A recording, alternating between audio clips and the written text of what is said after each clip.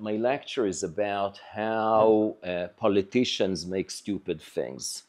And one of the, what does it mean, stupid things? Well, I have a brilliant idea. Okay, for instance, you know, rent is too high, so let's make rent control. That should work, right? A law that you're not allowed to charge more than whatever. So, you know, some people are not economists, and they might really think that this could be a good idea. But okay, but you could still go and try and learn what's the experience about this. And this fantastic, what Roy Geron does is go to the history of economic events. And you could really see that almost any mistake politicians do today, they're not even original. These are mistakes that are already done in the past. And we know that these are mistakes, and you shouldn't try it again, because there's all the good reasons that it will not work again. Okay. What's in common for taxis, eggs, and milk? They're all regulated industries. In what sense regulated? Price. Price. Quota. Quota as well, yeah. So not just price, also quantities. And so taxes is a fantastic, I mean, let's say a few words first about setting a price. Forget about quantity. Moniot. Something like PC. Yeah, no, not taxes, taxis.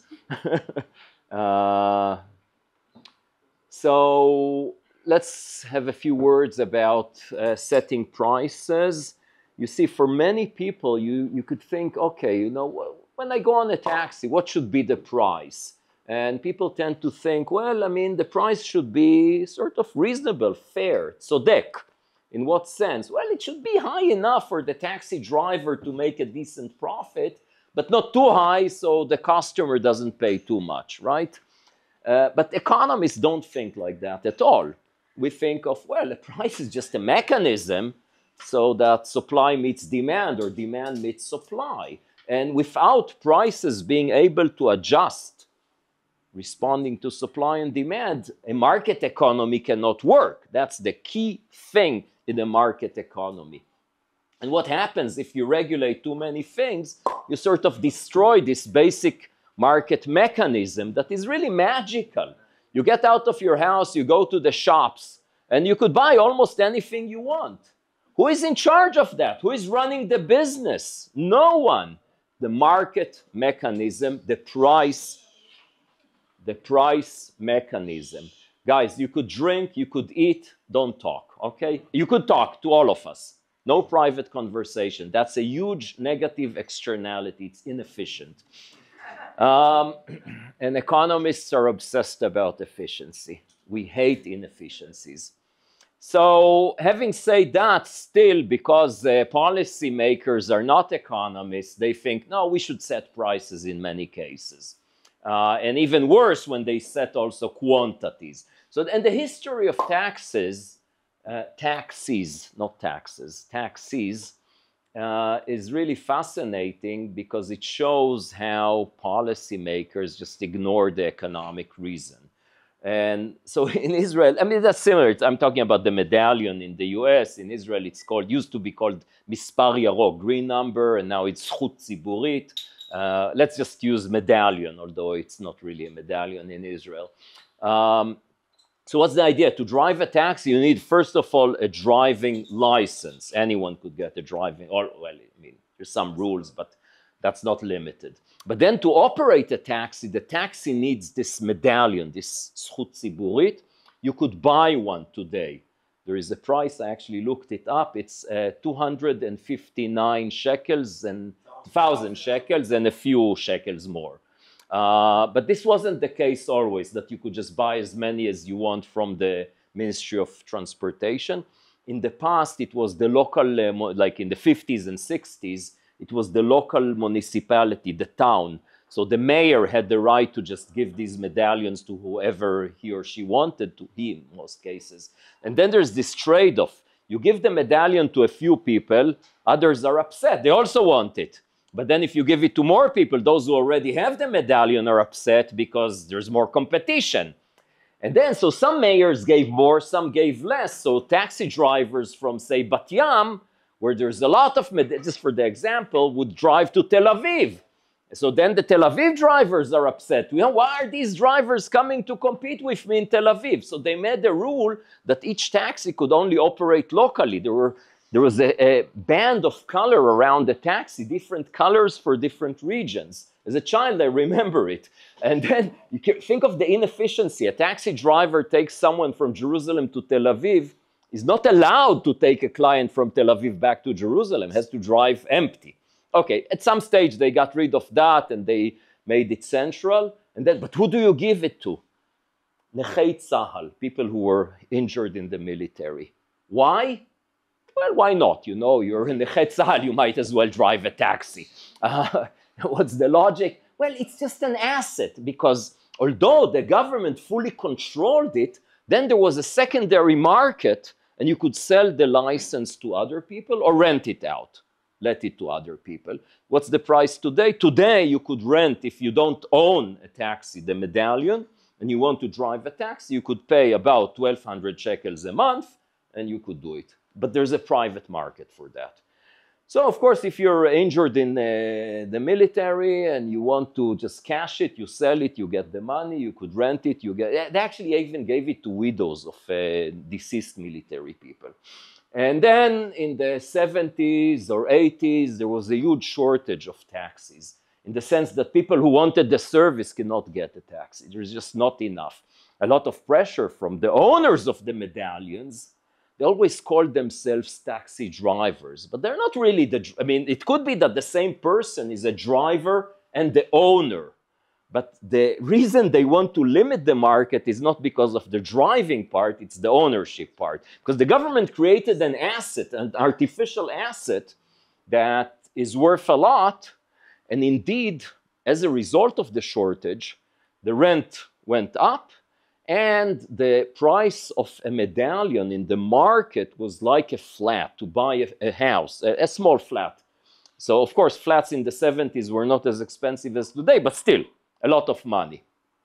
As a result of that, there was a situation in which people who worked as taxi drivers but did not own the medallion, there was no chance that they would buy the medallion ever. And the socialist government at the time felt that this is wrong. There's injustice here. How could it be that someone drives a taxi and for the rest of his life, saying his because it's typically guys, will not own the taxi?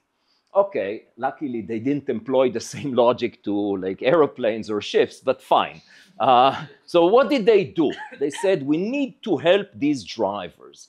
So let's do something for the sake of these drivers who do not own the medallion. What can we do? Here is the brilliant idea they had. Any driver who doesn't own the medallion and will drive a taxi for 8 years will get the medallion for free or for a symbolic price from the state of Israel. Is this good for the drivers or not? It seems maybe it is. Short term or long term? Maybe it is. Maybe it's not. Maybe the cost of renting for 7 years will be much smaller than for 8 years. Why 7 versus 8? Because if I own the medallion and somebody wishes to get his 8th year, I may charge extra for that. Okay, what happened? What happened? So, so the government thought this is a brilliant idea. It will be good for these drivers who don't own the medallion, Alan, and bad for the owners because eventually there will be more medallions out there. Okay, so suppose I tell you, guys, listen, the government has this brilliant new rule. If you rent a house in Neve Ilan, after 7 years, you get the house for free in Neve Ilan. What do? Would you consider moving to Neve Ilan? Yeah. What will happen to rent in Neve Ilan? Hint. And that's exactly what happened. So what happened was that the rent for a medallion went up. The net present value of the expected return. So basically what the drivers did for 8 years, they worked and took loans so they could survive. Almost anything they made as taxi drivers went to pay for the owner of rent to the owner of the medallion. So who made immediately a lot of money? Those who already had the medallion. Who made immediately a loss? The drivers. So then you could see that actually this was a policy that didn't really help them, just forced them to work hard for nothing for 8 years and then to get the flat. But it's even worse because the price was sort of a bubble. And when they finally started giving the medallions, the bubble exploded. And they were working like slaves for 8 years, but then instead of getting a flat, they got half of a flat. So you see, it was a good intention policy, good or bad, no matter of taste, but they really did a lot of damage to exactly the people they wanted to help, and they helped a lot the people they didn't want to help. Where were the economists? How come they make such a decision? Where were all they? No, they just didn't ask anyone, you know, because they had, oh, it's a brilliant idea, let's just do it. Just as background, I have to update this slide, but it really doesn't matter. Just if you ask me what's the situation of the state of Israel, let's ignore the last year and a half, okay? Maybe even ignore COVID and the war and everything. Generally speaking, let's look at the last 20 years, excluding the last 4 years. What could I say? If I need to summarize the situation of the Israeli economy in 2 or 3 sentences, I would say what's interesting about the Israeli economy is the following. On the macro, we're doing extremely well. Very high growth rates, much above the average of the OECD countries. But on the micro, things don't look as good because there's high problems of income inequality. In fact, inequality is increasing and the social budgets are decreasing per capita. So good on the macro, bad on the micro. Does this sound reasonable to you? Yeah, completely wrong. Everything I said now is opposite to the facts, okay? So how come you agree with me? Because that's what you read in the newspapers, that's what you read in the radio, on TV, that's what you hear politicians say. Who has the interest to mislead you? In many cases, journalists are just lazy. So a politician says something, they just repeat it. Growth rates. Why do we care about economic growth? Why is this even interesting? Well, because we care about the quality of living, and we have more economic growth, higher income per capita. So, you know, that's more money, not formally speaking. So you could live better. So if we have more growth, income per capita goes up, the quality of living goes up. So if we care about people, then that's a good thing. So what does matter here? Is it growth of GDP or GDP per capita? Per capita, right? So for instance, if in a given year, total GDP, gross domestic product, the output is just the economic value measured in prices of the total goods and services produced in the economy in a year. That's GDP, gross domestic product, okay? So if in a given year, suppose that GDP growth, the total output we produce, the value of the total output grows by 2%, no inflation, okay, so it really grows in real terms by 2%, but population growth is also 2%. Could we say that something positive happened in per capita terms to the quality of living? No, right? Okay, so that's the big lie of those who always the government wants to tell you stories about how great they are. What's an important difference related exactly to that point between Israel and all the other OECD countries? Population growth. In Israel, the population is growing by 2% every year. So if total output growth here is 4%, in per capita growth, it's only 2%. So 4% is very high if we look at 15 years compared to the OECD countries. But once you correct for population growth, then we're doing reasonably well. a bit more than the average, but not extremely well, as Netanyahu used to tell us many times, maybe still does, and every time whoever was the Minister of Finance. Okay, so of course there are many people who want to criticize Netanyahu, but instead of just telling the public this simple truth, this is not economic growth, this is growth in total GDP, not in per capita terms, and there is also the adjustment to purchasing power, but let's put that aside. Why don't they just say, no, that's wrong, because they don't understand it's wrong? Okay, what's the education of most reporters on economic issues in Israel? Did they study economics? No, they didn't. One senior reporter told me, no, seriously, we cannot hire these guys. We have to hire graduates of theater because, because we cannot pay economists. So they don't know economics, so they report whatever they hear or understand without the necessary knowledge. Right. So how do I criticize Netanyahu? Let's write that inequality is increasing. Yeah, but it's not. You look at the data, it's more or less since 2004 or 5, we see a decline in income inequality in Israel, okay?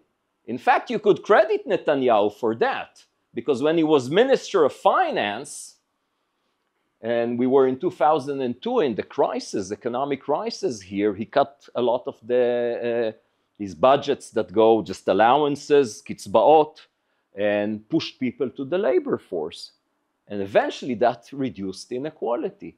So you see, you get a completely wrong picture of the Israeli economy if you don't listen to real economists or go into reading the details. If you just listen to the news on the radio, you get a completely misleading information. Now, why is that important? Here is the data, by the way. Where are they getting their information? Who?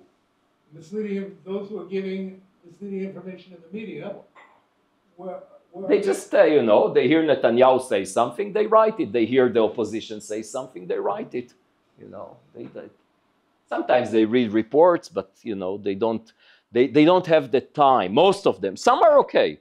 But the majority, they don't have the time to really look into the details. I'll show you more examples. But this is income per capita growth, Israel, compared to the average OECD. So you could see actually in 2009, the crisis, we're doing pretty well. But then we're sort of more or less like everyone else, like the average. It's okay, it's fine. It's not bad, but it's not extremely well compared to the average as the idea that you had, which is just completely wrong. What about inequality? Okay, this is what happened in 10 years, 2009 to 2018. The lower 10%, Asiron Tachton, real growth in income, in real terms, Asiron Elyon. So you see, you had this idea that, oh yeah, it's just the top 10% earners, those who work in the high-tech industry, yeah, they make tons of money, and it's הקטר משאיר את הקרונות מאחור. The engine leaves the train behind. Is it only labor income? Income, total income. And you see that the facts just go completely against these wrong ideas that you had in mind. By the way, if I look at someone, the average person who was at the lowest 10% in 2009, in real terms, by how much the income of this person grew over this period? 59%. Not really. 59%, more or less? Much less because... No, wrong. Real terms. This is real terms. Oh, real terms. More. Why more? Yeah. No, in real terms. Purchasing power.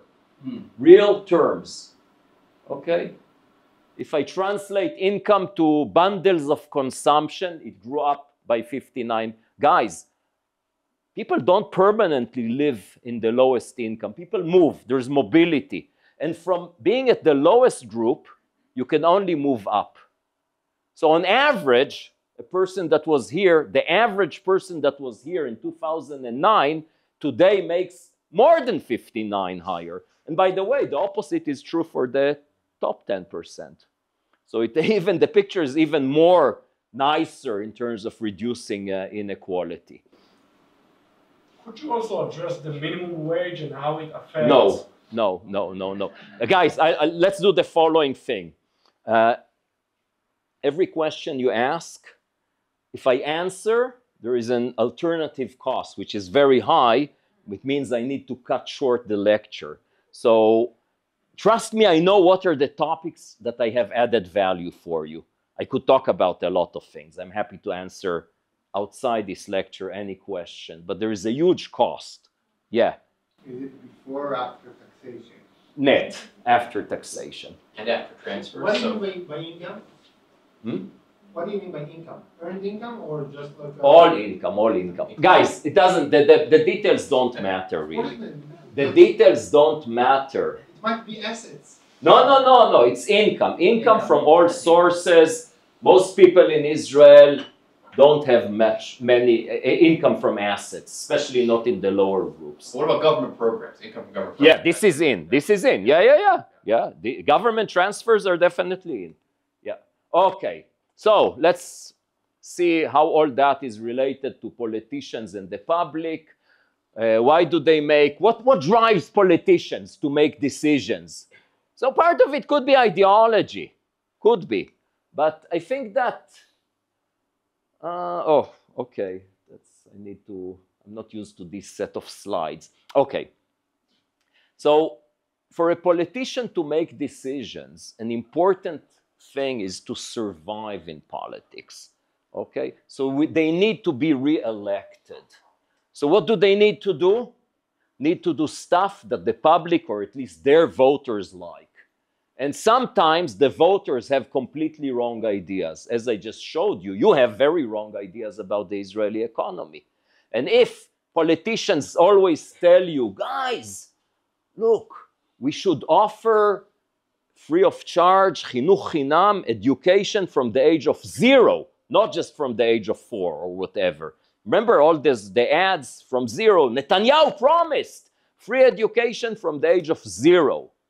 Okay, and everyone is enthusiastic about that, especially young couples, because they have children at the relevant age and it's expensive. So they think, yeah, that's a great idea. And, I tell them, where does the money come from? Okay, right? Who would pay for that? Does the government just have this magical source of income? And the only reason so far they don't give you free education is because they're just evil or mean? Do you remember the discussion around COVID? How generous is the government? Is it cheap, kamtsanit, or nediva? Remember this discussion, right? That's just a stupid discussion, right? Suppose I could force Bob to give Josh money, as much as I say, Bob, give Josh 1 shekel. Then you'll tell me, Omer, you're so cheap. So, okay, fine, Josh, give him 10,000 shekels. Am I generous now? That's exactly the government. Netanyahu doesn't bring money from home to give you. Okay, when he gives money, especially Netanyahu not, right? when he gives money, like COVID, the allowances, the money they gave us to encourage the economy to work, and Josh talked with you this morning about these Keynesian misleading ideas. But anyway, it's not about generosity. You could have reasonable policy, which gives money for some things, or unreasonable policy. It's nothing to do with generosity or being cheap, okay? So what did I want to write here? Yeah, that would be my objective for policy. When we talk about the policy debate, that would be my objective. The welfare of people, with an emphasis on those who are at the lower end of the distribution. Does that sound reasonable to you? No, this time it's not a trick question. You're already looking at me, oh, where's the trick? No trick this time. Okay, so what would I do? Now, before that, I actually wanted to give you an example of populism. So if politicians want to do what the public want, then they might do stuff that they even understand is bad. And let's again, I mentioned Netanyahu a few times. Don't worry, I will also attack today a lot from the other side of the political division. In 2009, remember when the economy was doing fantastic? Yeah, here. What happened here? That's when Netanyahu starts his last regime, replacing Ehud Olmert as prime minister. Netanyahu nominates Yuval Steinitz to be the minister of finance. Yuval Steinitz has a PhD, but in philosophy, not in economics. And he, at that point of time, realized that he actually doesn't know much about economics, and he needs someone to help him. So he comes to me, and for 1 year, I was his senior economic advisor in the Ministry of Finance. Why only 1 year? Because after half a year, Steinitz thought that just between us, yeah, he thought that because he's a philosopher, he actually has the fundamental understanding and he knows economics better than economists. Okay, typical to a lot of people. And okay, so that was April. A month or two later, we have a meeting with him, just Steinitz and his the close advisors, so myself and 2 or 3 political advisors. And he tells us, look, we're in a crisis. And Netanyahu told me that a crisis is an opportunity to make reforms that are unpopular, because you cannot, in normal times, you cannot just pass these reforms in the public. Okay, what's the first thing that Netanyahu told Steinitz to do?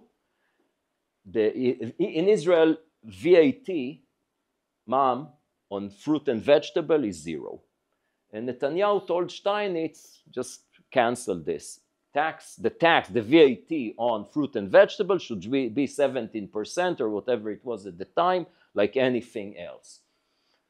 Steinitz asks my opinion and said, yeah, I agree with Netanyahu. The different VAT rates on different goods is a bad thing for many reasons.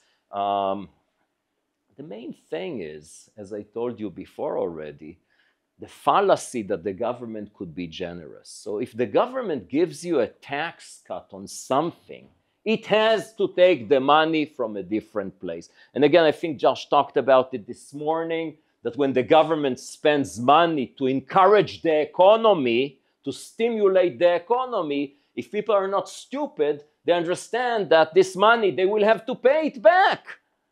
Okay, the Ricardo equivalence. We did talk about it today. So same thing is here. But people don't understand it. So I told him, yes, do what Netanyahu told you. I think that the different VAT rates is a horrible thing, because every time, once you have it, all the time there is pressure to have VAT cuts on different things. So people say, oh, on medicine. And others say, remember, Lapid, we have actually some guy here who resigned his job at the Ministry of Finance exactly because of that, right? Yes. Because Lapid was pushing for VAT 0 on housing. And Michael Sarel said, I cannot serve under this minister. Well done, Michael. And so you see, once you start with it, it's very hard to put an end to it. But then the political advisors told Steinitz, no, don't do it, you know. With all due respect to Professor Moav, the public doesn't think like him, they will just hate you. Why do you need it? And he said, well, you know, I'm going to be a minister of finance for 4 years. I'm going to do a good job, so I don't care. If they initially don't like me, at the end they will love me. And plus, Netanyahu wants it, so of course I'll do it. So to make a long story short, what's VAT on fruit and vegetable today? 0. So we completely failed, right? Why? Why? Was it governance, meshilut, the courts, maybe the court. That's why we needed the reform. The Supreme Court said you're not allowed to do it. Was that the reason? No. Who blocked it? Netanyahu himself. A day before the vote in Vadat HaKsafim, Appropriation Committee, Netanyahu, who read the views of the public, just said, okay, I'm canceling. I see that you don't like it. Was no reason to do what he did. He understood very well that this is an important reform. There was no coalition crisis. He could have just let it go. But he wanted to be popular, and he destroyed this modest move. And of course, once he destroyed this, we were unable to do anything else that is unpopular, because we understood that he's not going to help. Okay, so let's talk about, so suppose, I'm criticizing all the world and everyone, but suppose I was the Minister of Finance or the Prime Minister, what would I do? Or better, just a benevolent dictator that could actually do what he wants to do. I'll start with an objective. There's no reason to talk about policy without an objective. A policy is the mean. What's the goal? Well, the objective, so here it is. I think it's a cool one. It's good. Okay, what I didn't write here, so you seem to agree with me that that's sort of a good idea. Notice that I didn't write reducing inequality. I wrote put the emphasis on those who are poor, so help them.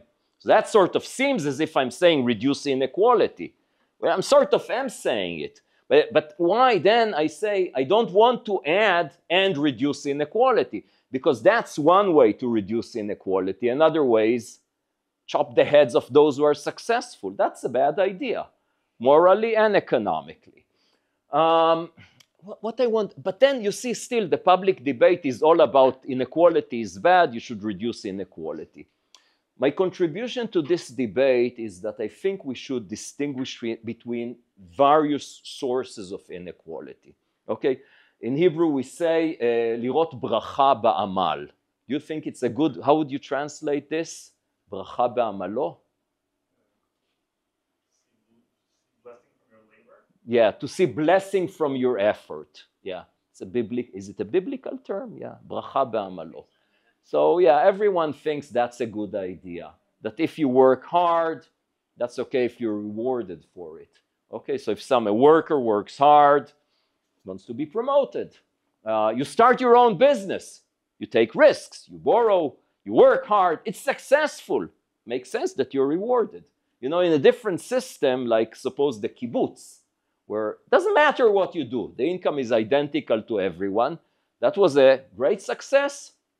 Not really, because as a matter of fact, more than 80% of kibbutzim today are not kibbutzim anymore. They still call themselves kibbutzim, but they're not anymore, and the equal pay is gone. Okay? Because that's sort of a problem if there's no incentives. So if you agree with me that it's good that people see blessing in their efforts, then you agree with me that inequality is a good thing, not a bad thing. People who work differently or are successful in different ways, they have different income. The point is that if instead I tell you, okay, so if inequality is good, so I have the following law to propose. Anyone that his last name starts with Aleph to Mem gets every month another 1,000 shekels. Everyone with a last name from Nun to Taf gets less 1,000 shekels. That creates inequality. That's great. Is that great? You're not allowed to change your last name. Yeah? That's a bad idea, right? Why is that a bad idea? Because it's unrelated to merit. It's not related to what you did. It's just completely random.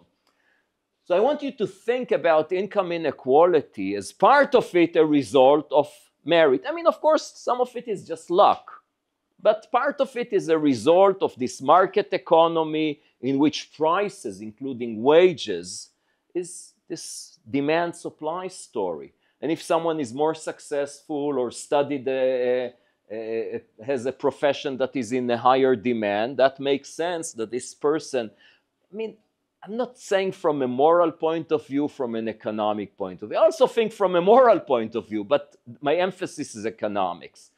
But, just to randomly give people different wages, or in a way that's not random, but is unrelated to anything of amal, bracha ba'amal, That doesn't make much sense, but you see that the system in Israel, like in many other countries, is full of that stuff. For instance, in the Israeli public sector, what's the main source of differences in income between different groups? Give me two main sources of difference. Vetek, so tenure, how many years you hold the job. Why is that reasonable? I would say that's completely unreasonable. Okay? Think, for instance, let's go to a place I know very well. I used to work at the Hebrew University, the public sector of universities. The wages in Israel, unlike the US, are just set. Doesn't matter if you're successful, you're not, if you're in a high demand field or not, all the same. There, of course, success does affect because promotion affects. And then if you publish well, you're promoted a bit sooner, but doesn't matter. You could be a star in economics or finance, or a mediocre in philosophy, a star in a good university, a mediocre in a bad university. Still, the wages would be the same. But there would be a huge difference. So think of a lecturer. She's 35 years old. She has 2 children, young children, and she's in the early stages of her career. She works really hard. She's very successful. And then think of this full professor about to retire, doesn't do any work at all, comes to the class, mumbles something, and makes twice as much as the young lecturer. Okay, I'll say, from my point of view, if salaries should be merit-based, then it should be the opposite. The young, successful person, not because of being young, just because of being successful and productive, should make more than this old guy. You'll tell me, yeah, but you're this capitalist, you're extreme, we're socialists. So there's nothing socialist in giving this guy more. Actually, socialism goes about needs. Okay, he's already finished paying the mashkanta, the mortgage, doesn't have any kids at home, makes a lot of money and lives very comfortably. And the young lecturer, she actually has to pay the mortgage, and she has young kids at home. She needs much more money.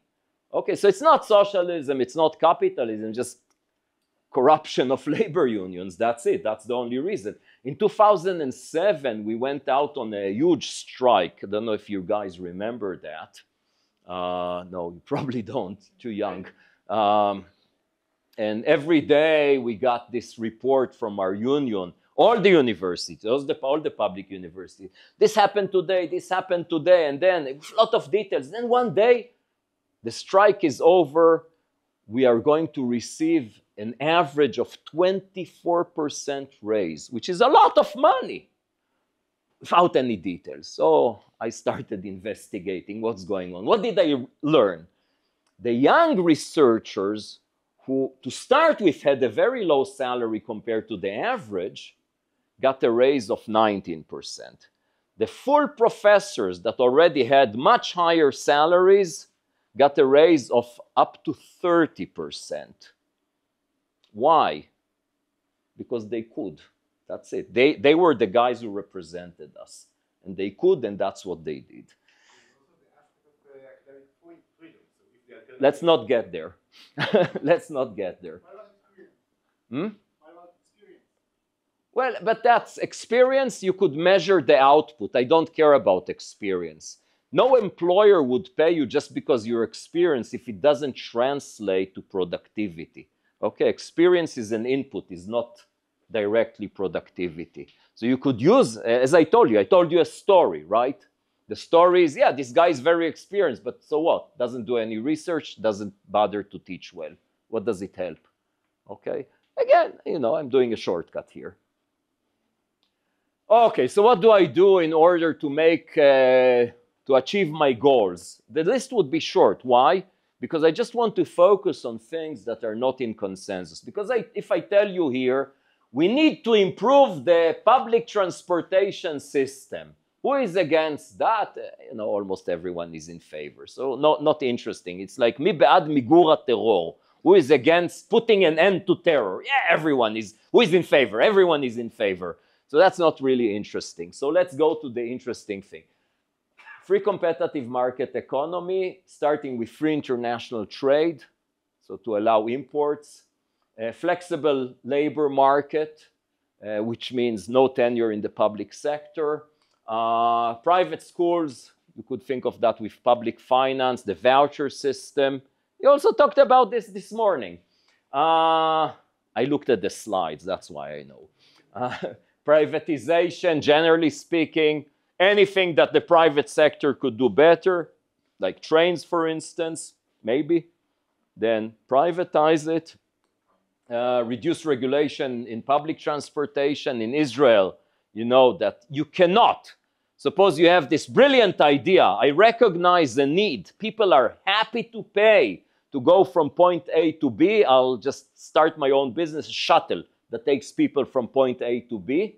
And I'll not ask the government for any subsidy. I'll just charge whatever people are willing to pay. Illegal in Israel.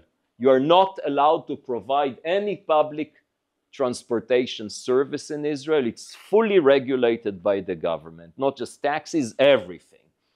What is the definition of public transportation? In Israel or generally? תחבורה ציבורית. Is serving the public, but is not owned by. It's owned by, it's, well, It's regulated by the government, it's not owned by the government. Initiative. no, public transportation is also, covers also privately provided. It's open for the public. That's what I mean. Transportation usually is the term. Mass or whatever, yeah, just open to serve the public. Protection. So you see, generally, you see the spirit of things. Let me just say something about trade. So when the state of Israel was established in 1948, there was just, the government controlled everything, and you're not allowed to import anything without a license from the government. The government controlled the exchange rate. There were many different exchange rates. And there was a shortage of foreign currency in Israel. So that's sort of the justification. Things got much better in 1953 with the agreement with the Germans. They sent a lot of money to Israel, הסכם השילומים. But still, there's a lot of pressure all the time from the Israeli industry and farming. Don't allow imports because that's a competition we cannot handle. And of course, the idea is very simple, that if you allow for imports, that would destroy jobs. So that's sort of the sense of imports are bad for the economy, exports are good. I'll talk about that in more detail. Just want to tell you that in the 90s, who was prime minister? Rabin, from the so-called left. It was a huge opening for imports, and a lot of things that in the 80s we were not dreaming to buy, like decent running shoes. Okay, it was Hamegaper, and then when Gali started, this was like really exciting. Nike, Adidas, no. You need to go abroad or to be very rich to buy these shoes. Textiles, electronics, wood, and so on. So, of course, as a result of just opening for imports, a lot of things, not everything, a lot of things, a lot of jobs were destroyed, and there was huge unemployment. Because, well, no, there was not. But in addition, not just that there was not huge unemployment, what else happened in the 90s? We got the immigrants from the former Soviet Union. 1 million people come to Israel, the local population 5 million. So a huge increase in the population. These people come with very little capital, so they don't create jobs, they want to work. So you have more supply of workers who want to work, and on the other hand side, you have these imports that destroy jobs. And still, you don't get an increase in unemployment. How is that? Well, we'll talk about that later. But for now, I have a question for you. Really important? Just it's also independency, not only jobs. Why you don't want to import stuff? Let's not get there. Yeah, so, okay. I will get there. You mean like עצמאות במזון. You don't want to trust the world to feed you because one day they will say no and we'll be hungry. It already happens. I mean, you don't have wheat, you import a lot of stuff. Yeah, so we cannot produce our own food. It's impossible. And all the farmers who tell you this, they're just... Populists. I don't want to use the word that's on my mouth. Think of a chicken, for instance, right? Remember, it's all about all these things about all the debates we had about eggs. No, you cannot import eggs to Israel. We need to be independent. We need to produce our own food. What happens if the world doesn't allow us to import eggs? So first of all, remember, so we tell them, okay, so let's produce more eggs in Israel. No, no, no, no, no. No, we want to keep the quota. Okay, so that's the first thing where they lie. Is there a shortage of eggs in Israel? Sometimes there is. What's the other lie? What's a chicken? You know, putting aside the fact that it's a miserable animal. From a point of view of an economist, it's a machine. You put grain in one side, an egg comes out from the other side. It's a machine. Where does the grain come from? You import. So, you know, just don't give me this nonsense. Don't. Remember the marginal cost of, you know, going into these corners. I have an answer to everything, but I don't want to go there. Okay. If you need to give a title to this list, would it be capitalism or social democracy? Okay, let's play a game. I'll say a word, a term, and just give me the first person an Israeli person that comes to mind. Social democracy. Sheli Yachimovic, Merav Michaeli. Cool. Let's do it again. I'll say a term, countries, without thinking. Social democracies. Sweden, Finland, Denmark, Germany. All right. So, why is that important? So Sheli Yachimovic used to be the #1 answer. Actually, I had top 3 answers used to be Sheli Yachimovic and Sheli Yachimovic.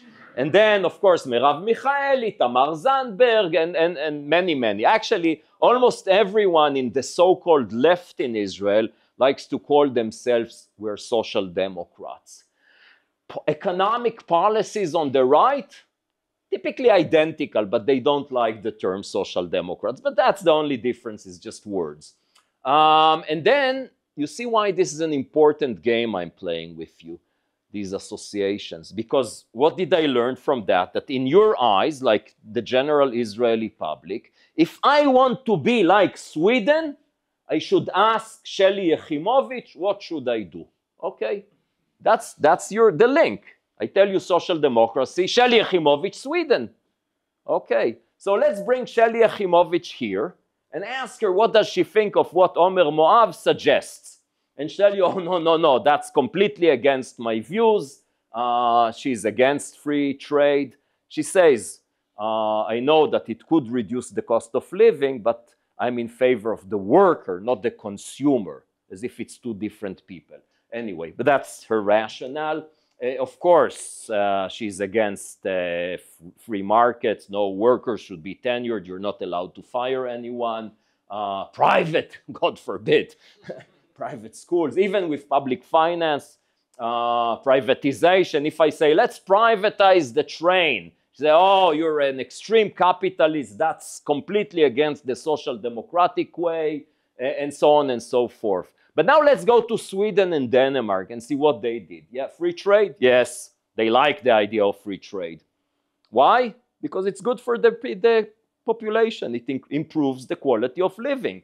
What about flexible labor market? In Denmark, they canceled tenure in the public sector.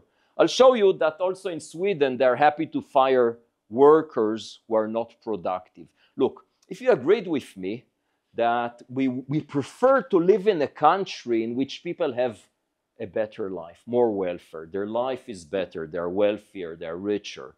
That means you have to agree with me that we would like to live in a country that most people contribute to the welfare and not just steal money from others. Okay, and tenure, what does it mean? You don't fire a worker just because, even if you want to, because this worker is not productive anymore. And the public sector in Israel is full of these type of workers. Think, what's the job of a school in Israel? Why do we have schools? What's the goal #1? I'll tell you, employment. How do I know? Well, because if I go to a school and there is a teacher that is, you know, just damaging the kids. If the manager, principal cannot fire this teacher, then what's the goal? The kids or the teacher? It seems to me like the teacher. Okay, let's move on. Private schools, actually in Sweden, this is very popular, the voucher system. Private schools with public finance. Privatization, as a matter of fact, a lot, not all, but large parts of the public transportation in Sweden and Denmark were privatized. So again, against the Shelley Yachimowicz approach, and more and more. So you see the idea. In fact, the idea, this is an important way that you're misled by politicians and by the media in Israel, is to give you the idea that to have the Swedish quality of life, whether you like it or not, you have to follow these, what these guys call themselves social democrats, but they are not really, just all sort of socialism. So I would say that capitalism is actually not in contradiction to a welfare state, is a necessary condition. And this is something the Swedish and the Danish understand very well. You need, how do you make, what's the key, what's the system? How do you make a welfare state? You start by producing a lot, high GDP per capita. Then you could tax it. You could tax it heavily if this is what you want. But you cannot tax heavily in India. You need to start with high output. Then you could tax it heavily. And then you could redistribute the tax revenue, give more education, health, public transport, whatever you want. Help the poor, and so on and so forth. You cannot start with a poor economy. And to make a wealthy economy, there's only one system that works, a market economy. I'm not telling you this based on some theory, just looking at reality. There's not a single example in history of an economy that is not based on markets, that is based on mainly initiative and private entrepreneurs, not the state, private property, protection of property rights, and competition. Give me one example that without these basic fundamentals of a market economy, we had success. There's not a single case. What would you say about Israel in its early days? It was market economy, with a lot of damage from the government that tried to intervene, but was a market economy. Not market economy, the Soviet Union. Huge success. Okay, why can't we actually be Sweden? So forget about Shelley Yachimowicz. Let's go to Sweden and learn from them. What's their secret? So bad news, we cannot. And here is the story based on Kohelet's data. Okay, so it's not data from Smolanim. Data shel Anshe Yamin. Okay? That's the data. So maybe it's updated and the numbers are a bit different, but that's an older version I have. What do you see here? I'm looking here at, well, it says Jews, but it's not really Jews. It's everyone that is not ultra-Orthodox or Arab. Okay? Mainly Jews, but not just. And we look at the deciles of income. The poorest, on average, receive from the state of Israel in education, in health, and transfers, and a few other things, about 5,700 shekels a month per family. The richest 10% pay taxes 17,730 shekels a month, more than what they get in transfers, education, health, public transport. I don't think that public transport is in this version. Okay, what happens with the Arabs? The picture looks very different. 20% of the Israeli population, you see, they are more on the receiving side. Okay, what about the ultra-Orthodox? About 12, 13% of the population. Looks pretty bad. Okay, so on average, an ultra-Orthodox family costs us a lot of money every month. Now, that's okay. They're only 12% of the population.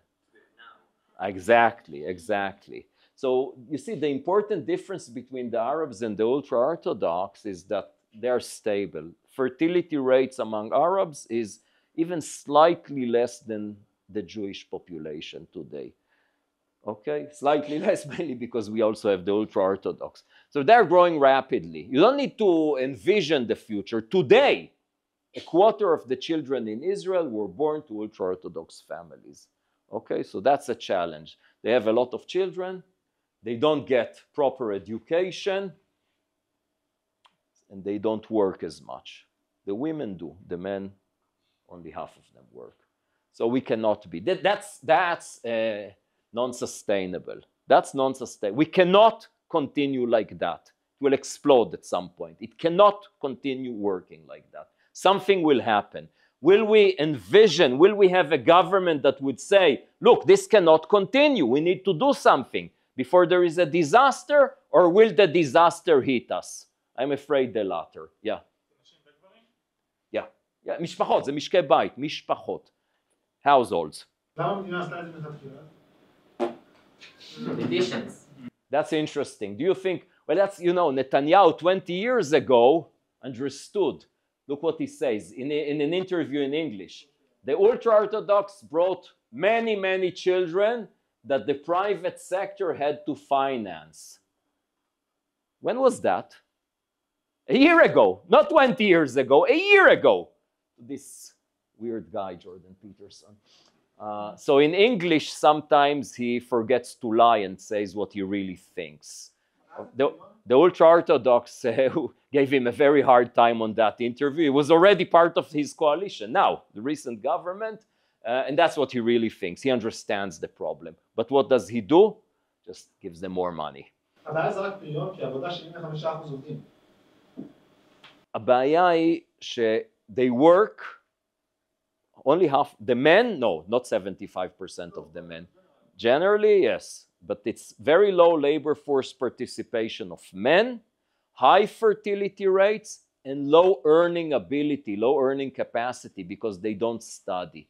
So they make very little money. So they are poor, and we need to support them. Everyone is suffering from that.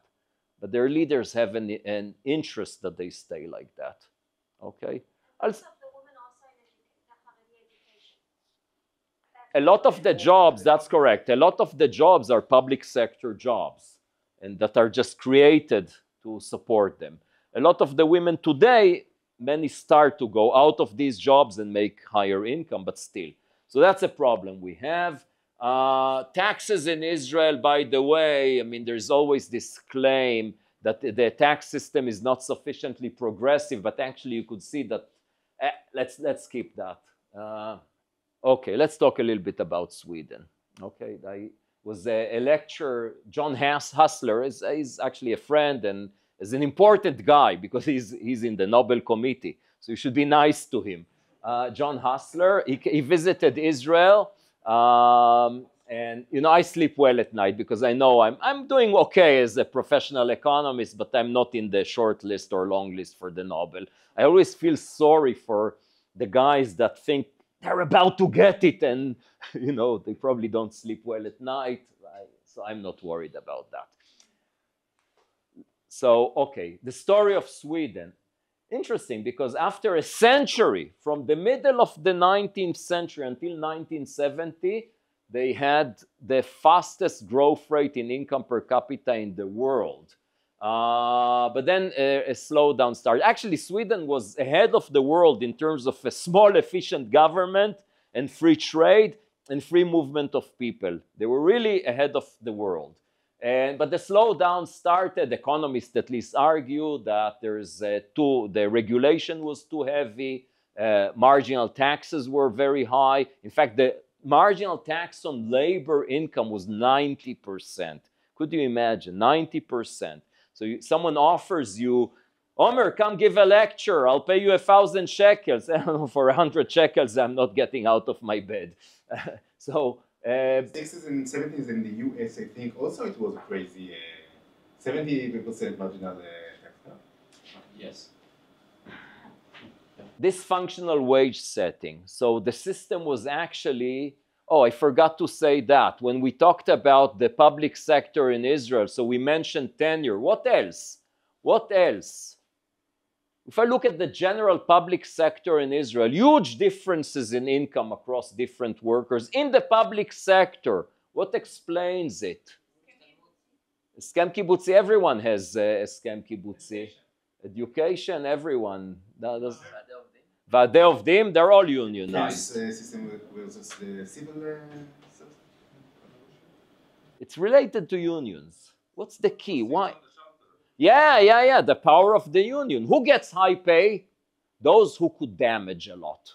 If you could go on a strike and everyone suffers, you're paid very well. But if you go on a strike and no one cares, even if your work is almost no one cares, like if you're a social worker, you know, it's a hard job, it's important, but the general public, the government doesn't really suffer if you go on strike. But if you work in the electric company or in the airport, you go on strike, everyone suffers. So that translates to wages. I hope no one thinks that's a good system. The Swedish managed to, I'll get to there soon. They also had this type of problems, high inflation, unsustainable fiscal policy. Success breeds stupidity. So they were so successful that they said, oh, we're so rich, now we need to give people more. But when you give too much, the system collapses, and that's what happened to them. So they do the reform, so it was a complete makeover, quite similar to what happened in Israel in '85. This was in the 1990, I think. A new tax system. You see, they cut taxes heavily, reduced the marginal tax rate to 50%, and VAT became uniform. It's not just some crazy, it's a consensus, I think, among economists that VAT should be uniform. New agreement on wage setting, export industry leading. So here's the idea that they have there. They negotiate and they decide how much they could raise wages without destroying the competitiveness of the exporting sector. And everyone else gets the same, not more. Okay? So very different than the Israeli system. Large privatizations, rail, taxis, schools, post, electricity. So yeah, privatization doesn't go against social democracy. The idea there, you see, in Israel, we like have an ideology. We have people like Yechimovich that think that, no, it's a matter of ideology. The state needs to provide these goods, not the private sector. Some people have the opposite ideology. My view, you know, whatever works. So if you tell me that in this industry it's better to have a private provider, fine, if that's what works. And if in some industries the opposite is true, a public provider, the government, fine. You know, the goal is the service, the welfare, not the mean is the mean. It's not the goal. And that's what happened. So that's GDP per capita in Sweden in comparison to the average OECD. Okay, so it went down in comparison to the average, not an absolute decline. So from 25% above the average to the average almost, reform, success. Go back to faster growth rates than the average. Okay, right, bananas. You ask, why do I show you bananas? So I spend half of my time in England, and well, you know, England is boring. What can I do? I take pictures of bananas. That's my hobby. And you see the date goes back to 10 years ago, and you could see the price. That's the important thing. And if you think of the exchange rate, you'll see that bananas are about 4 shekels a kilo. In Israel, it's much more, right? So, and these are fantastic bananas, to my taste. And the reason I'm emphasizing this, 1 second, true story. I gave this lecture in Ben Gurion University. And I said, these are fantastic bananas, better than the bananas in Israel. This guy raises his hand and says, no, you're wrong. I said, what do you mean? It's a matter of taste. No, his father did his PhD on the bananas and found that the Israeli banana is somehow healthier or something like that. Okay, a year later, I'm in Tel Aviv, giving the same lecture, again, the bananas, again I say and the bananas are really good. The same guy, I told you already that you're wrong. Yes? I just wanted to add that these are wheat root bananas, so they're supposed to be like butter to Wait. Exactly. Well spotted. Waitrose. That's not the cheap place. That's the expensive chain. Thank you. Thank you. Okay, so why are, let me show you my entire collection. That's it. I think that's where I got tired of this hobby and I started running or something like that. You could also buy blueberries, which are, that's more expensive, but still much cheaper than Israel. By the way, you know, people talk about needs. I was a kibbutz member for many years. In a kibbutz, you don't want anything. You need or you don't need. And but I could tell you, what do you mean? When I'm in England, I really need blueberries. When in Israel, I don't need blueberries. I see the price, this need vanishes. Okay, so yeah. But that's a matter of climate, right? To raise this in the Israeli climate is you could import, but let's look.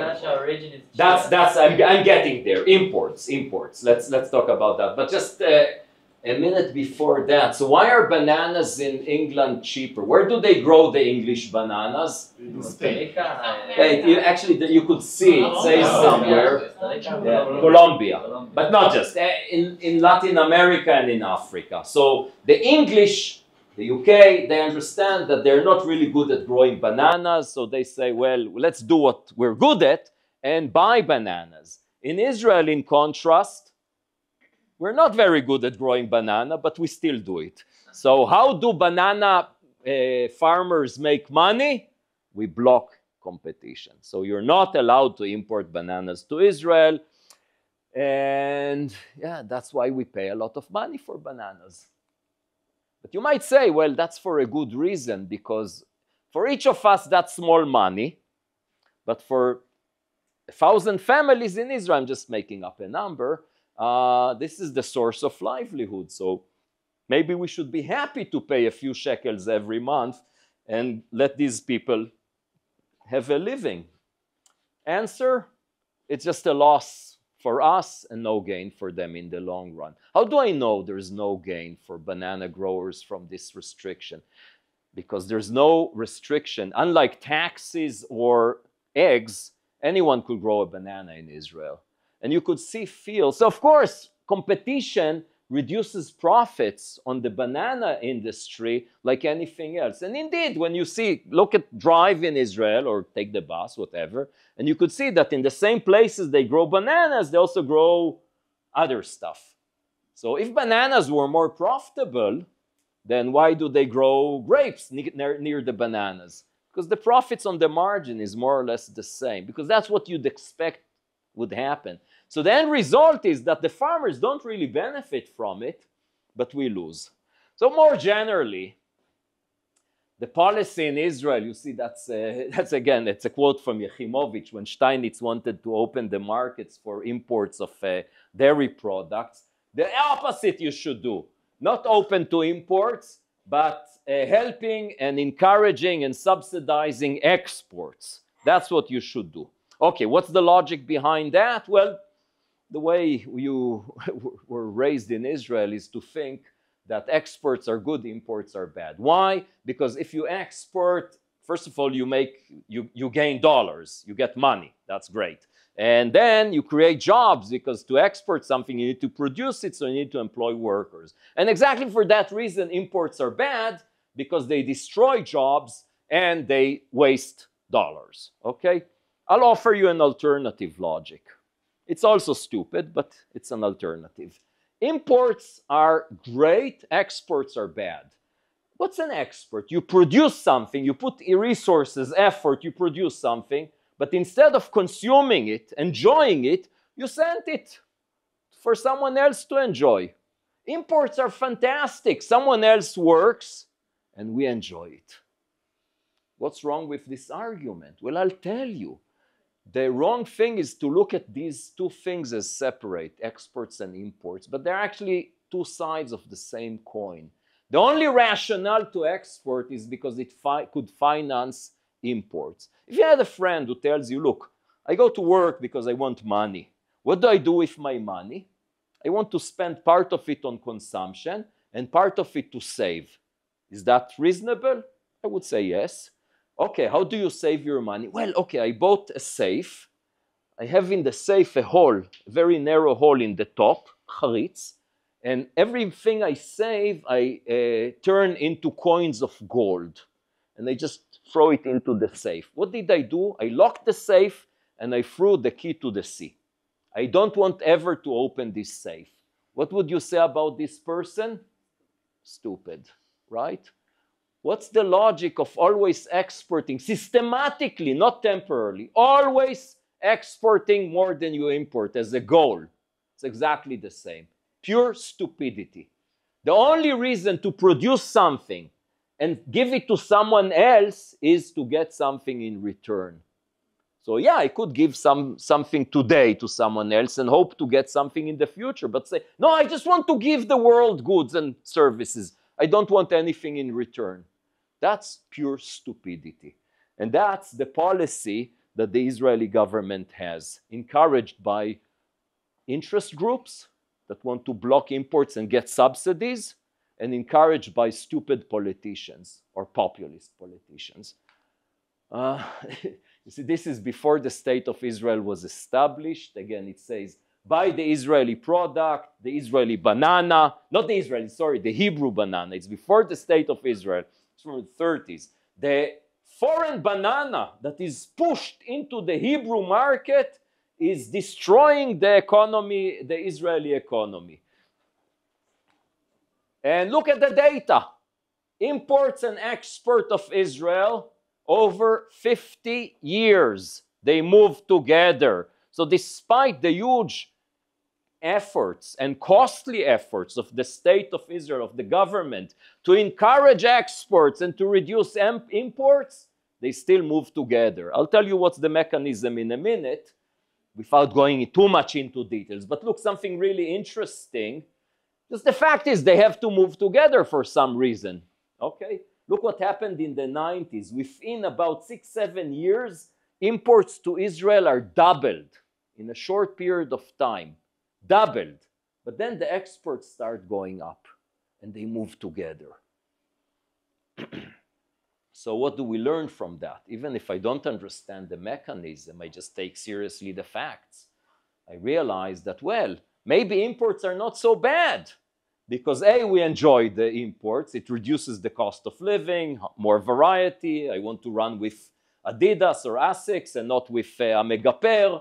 And, you know, I don't want to work a month to buy a laundry machine. I want to work a week only. So it's great for consumers. But also, somehow it creates jobs because exports move with imports.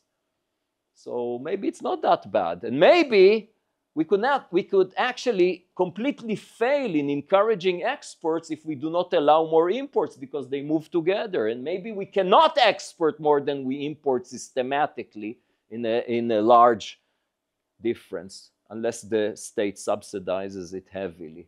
What's the mechanism? Well, think of, let's think of the last few years where we actually export more than we import.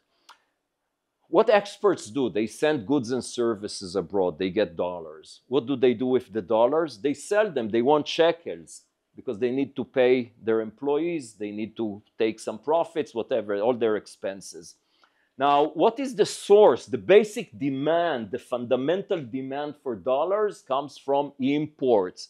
So if we have more exports than imports, we have a market with more supply of dollars than demand. What happens to a price of something that there's more supply than demand? Goes down. And if you remember, that's the shekel becoming strong. So until recently, okay, until a year and a half ago, the shekel was very strong. What does it mean? I don't need many shekels. I don't need 4 shekels to buy a dollar. 3.2 was enough to buy a dollar. What happens when the shekel is strong? The exporters get less shekels for each dollar. So that's bad for the profits in the export industry. Who gains? The general public, because we could buy imports for cheaper. Okay, so when the Central Bank of Israel buys dollars with the intention to make the dollar more expensive, that subsidizes exporters on the account of the general public. We pay more on our cost of living. So what happens as a result? When export becomes on the margin less profitable, there's less investment in producing goods to export them. And when imports become cheaper, there's more imports. So look, what's the mechanism? If we have more exports than imports, the shekel becomes stronger. As a result, exports go down relative to the trend, and imports go up. And that's what closes the gap. And then we had exactly the opposite here in the 90s. We allow for imports. There's a lot of imports. The shekel becomes stronger.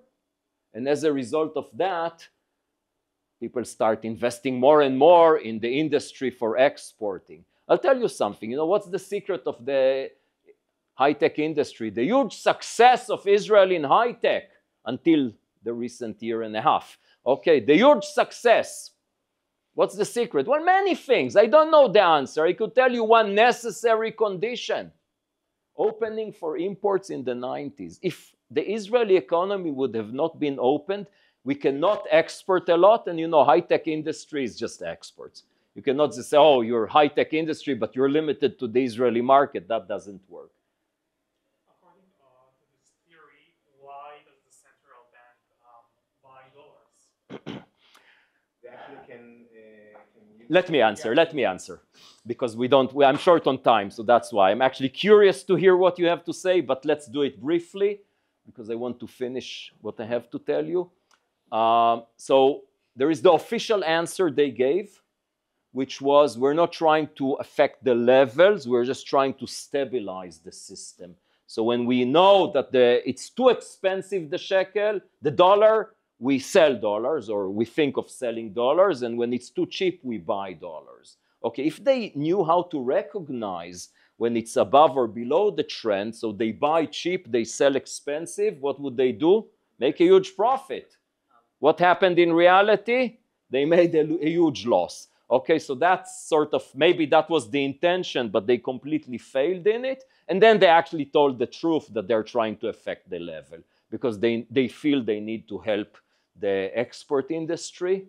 And I think it's completely wrong. I wrote about it a lot. I didn't get any good answers. They're not stupid. No, they're not stupid. They're not stupid. What are the reasons? Well, I just say there's political pressure to help the export industry. So they're politicians, even if they're not stupid. You know, being politician and being stupid is not the same thing. China only exports. Okay, and that's okay. So before this lecture, you'd think, if you just listen to the Israeli media, to people like Yechimovich, oh, so clearly when we have a rise in imports, unemployment would go up. Let's look at the data. When imports go up, actually unemployment goes down. Exactly the opposite as the Yechimovich theory. When imports go down, unemployment goes up. Okay, this is just a correlation. It's not a causal effect. But you could look at all the data, and a lot of research was done on that. The claim that blocking imports improves employment is just completely wrong. There's any evidence. It goes against logic, against economic theory. It goes against all the facts. So that's just a wrong argument. Then you could, of course, tell me maybe for other reasons we could block imports.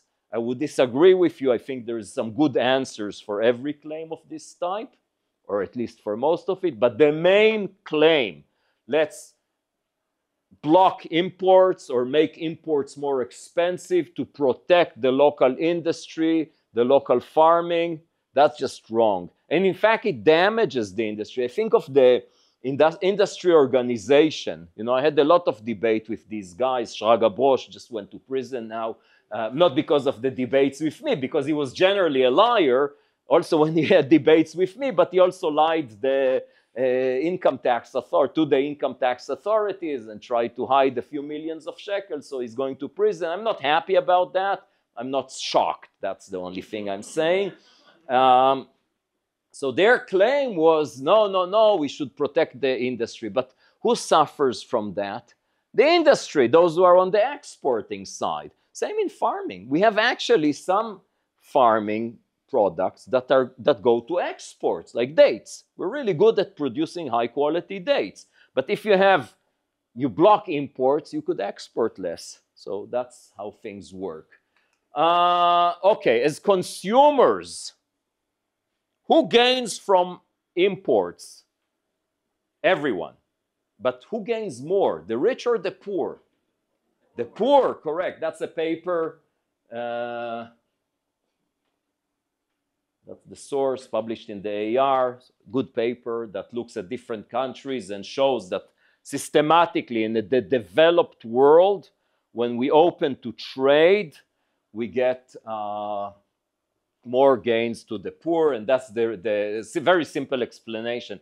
When income goes up, the share of income that we spend on food goes down. האחוז מההכנסה. The share of income that we spend on industrial goods goes down. The share of income we spend on services goes up. In other words, poor people spend their money on basic stuff, not on services. Okay? And these are the things that become cheaper when you open the economy for imports.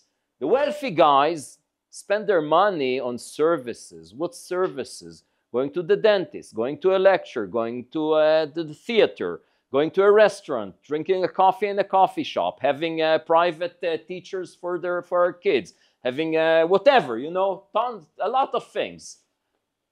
These things don't become cheaper, right? When we open the economy to free trade and allow imports, I cannot import a haircut, okay?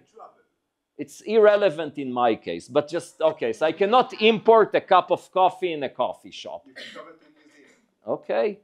You can travel to New Zealand and spend the money there. That was a waste of our time. Seriously. Seriously. No.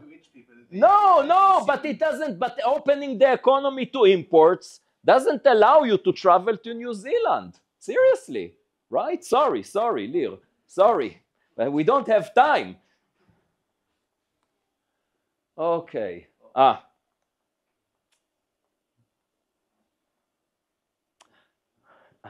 tell you something from the book of David Friedman, actually the son of Milton Friedman. He describes nicely how do you produce cars in the US.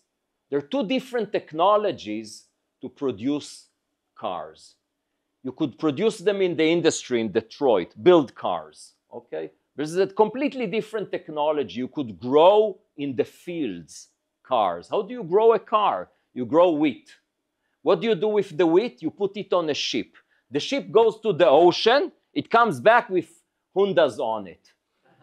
What's the difference? It's just a production process. So when you put tariffs in order to eliminate the entry of cars to the US, you protect American workers from American workers.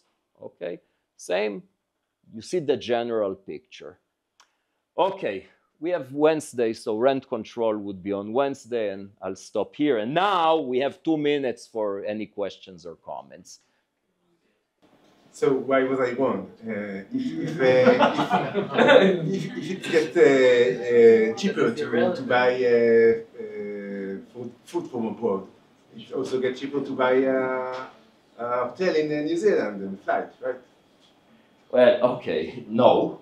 No, because it becomes cheaper because you allow imports. So if you tell me, no, you lived in a country in which you're not allowed to travel and now you are allowed to travel. No, but the context is which you're digging deeper and deeper, and it's not doesn't serve you well. Okay. What?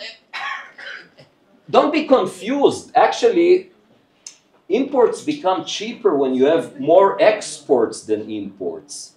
The imbalance is, think of the exchange rate. If you have more exports than imports, then the dollar becomes cheaper. But actually, when you open to trade, it balances. That works in the opposite direction. You open to trade, there is more imports. Yes, imports become more expensive. True, but the ones that, because the dollar is more expensive. Yeah. I'm saving you from yourself. Yeah. Okay, this is the last question. I'm not really Yeah. No, after this I'm driving. Guys, okay, so I'll tell you something, a secret. A well-known secret. 9:30, normally I go to bed. Okay, I still have to drive all the way to Tel Aviv. So last question. You said that you don't feel like if it should be a private sector or like for some sector stuff should be private and for some it should be public. Do you have any examples for sectors that you believe that it should be more public than private? I think the legal system, courts, maybe police, military. Yeah, I think these things are better to keep in the. I'm not sure about all the ingredients, but yeah, generally. Guys, thank you very much.